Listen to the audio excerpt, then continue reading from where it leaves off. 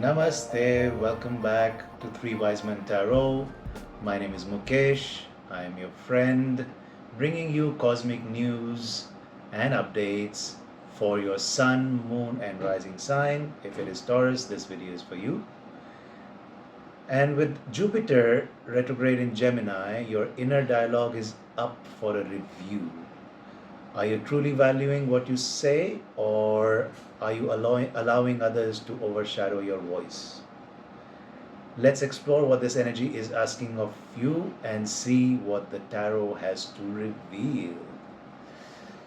There's also several astrological influences which are affecting your sign right now.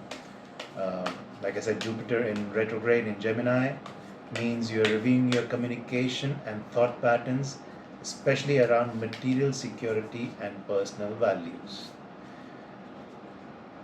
Uranus in retrograde is also happening in Taurus right now, which is pushing for a radical change in how you see your sense of comfort and stability. Expect sudden shifts that might feel disruptive but are necessary for your own growth.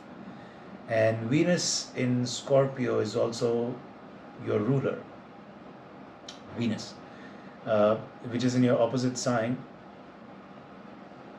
making relationships more intense but also more transformative. Right, so let's get into your cards. Let's see what guidance does the universal GPS have to give you, or the astrological GPS have to give you. Okay, we have 1, 2, and 3. Very nice. Taurus, looks like the universe is talking to you directly. You must be feeling some insights in your life now. And if you've been taking more interest in astrology or tarot or numerology, this might be a time when you look into your guidance more deeply. Right, your first card is the Page of Cups. Page of Cups, all about being emotions. Talks about creative opportunities, intuitive messages, curiosity being rekindled. You may be in for a happy surprise, and you may be dreaming about too many things. Maybe dreaming about new love as well. Probably a new love is also on its way to you. Seems like that seems to be the common thing for Taurians for the last couple of months. Every few months or every few weeks, a new love sort of arrives, or a new idea. Love doesn't mean necessarily always a person. Sometimes love also means something that you really would love to do and exercise and express. So new ideas coming your way. Keep your ideals and hopes realistic, because just having dreams wouldn't help. While these dreams are happening, while these things are happening, in terms of new ideas, opportunities, and desires coming your way, second card is Two of Swords. Now, Two of Swords is pointing towards a conflict, indecision, and maybe difficult decisions to make. You may be avoiding some situations, or you may be avoiding an inner conflict as well. Also avoiding people, avoiding tough decisions to make. In a way, it's sort of a deadlock situation where you're trying to keep your inner peace and trying to keep from making decisions that may be important to your life. Okay, in a way, if you're avoiding conflict, I can understand. If you're avoiding inner conflict, it might be a little bit of an issue, because Jupiter in its retrograde in Gemini is asking you to look at your own dual nature. Also, everybody has dual nature, but then in a way, Gemini is also a planet of or sign of communication. So your inner self and your outer self may be in a conflict of what do you truly want at the moment. With this, all these new desires and new opportunities always coming your way, in the last few months, it may have led to an even more conflicting situation within the heart and mind, let alone people or things that are coming your way. Then there is the number 5, which is the Hierophant. Now, Hierophant being the Pope figure or also the advisor, the father figure from the church, it's asking you to take more of a traditional route at the moment. Be willing to follow guidelines. If you don't have your own guidelines, maybe you would want to follow somebody's advice. Maybe take society's rules a little more seriously at the moment because they could be conducive to your career growth, your growth as a person, and your standing in the world. You may be required to conform to authority or approach more towards conformity right now than breaking norms and breaking patterns. Uh, it is also being asked for you to keep a little forgiving attitude towards yourself and the people that you may be in conflict with. Some mercy, some wisdom. So, Pope being the figure, the father of the church, being a figure who is not only into forgiveness but also giving advice and also powers of mysticism. Like I said, if you have interest towards astrology, numerology, tarot, and things like this at the moment, it may be also pointing towards your own spiritual self a little bit.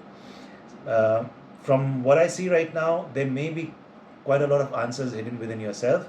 And if you're not into meditation or not into looking inwards, this is an excellent time to do some of that as well, which will clarify your ideas of what parts of the society do you need to conform with for you to have a good growth in this time. Because from now until 2025, certain beginning months of 2025, I'll do that video separately, but then certain months of 2025, there is a good growth chance for a lot of signs. And the universe also says there is material abundance coming your way. So that's why conforming to some ideas or conforming to some society's rules right now will be more beneficial because it'll bring you abundance, it'll bring you money, it'll bring you more opportunities, it'll bring you things that you've been trying to manifest, objects, physical objects that you've been trying to manifest.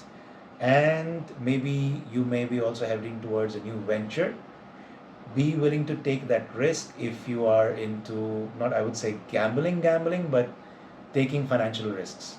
So this is a good time for you to be willing to take financial risks if you're willing to go a little traditional way, like well-established routes of society towards material success, to be very clear. Okay. Now let me clarify the last card, the Ace of Pentacles, which is the guidance for you from the universe. What you need to focus on is your material abundance.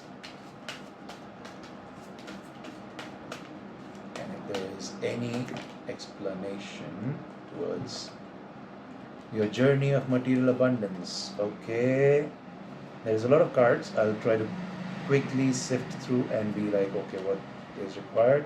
Right, so challenges still remain. Challenges you will need to take when it comes to financial abundance. Right now, there is a stage of indecision. So you need to come out of that indecision phase and be willing to take more traditional routes to approaches towards abundance. You have everything that you need to maintain your position and prosper. All that is being asked of you is to keep some strength, show some courage, basically.